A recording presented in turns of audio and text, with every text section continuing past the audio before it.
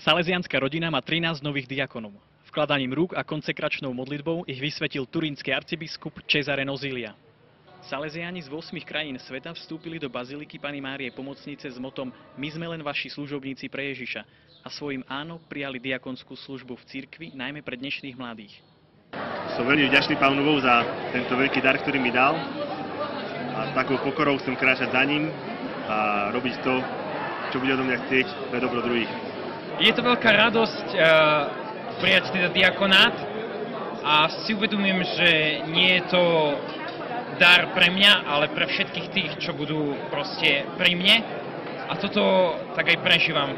Som taký veľmi šťastný, že po 10 rokoch prípravy som mohol završiť a túto prípravu a že môžem teraz tak naplno byť v tej komunite, ma Pán Boh posiela a slúžiť tam, kde budem.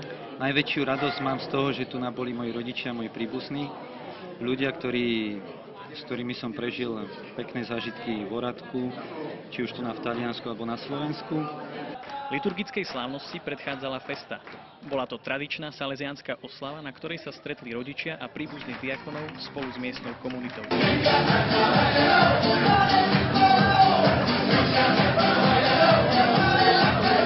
Faccio loro gli auguri più belli, perché nelle case dove andranno a lavorare siano capaci di testimoniare e di vivere il sacramento che oggi hanno ricevuto e soprattutto lo sappiano donare ai giovani.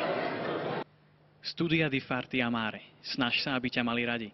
S týmto odkazom Dona Boska odchádzajú diakoni do salesiánskych stredisk po celom svete. Z Turína pre salesiánsky magazín Ján Krupa.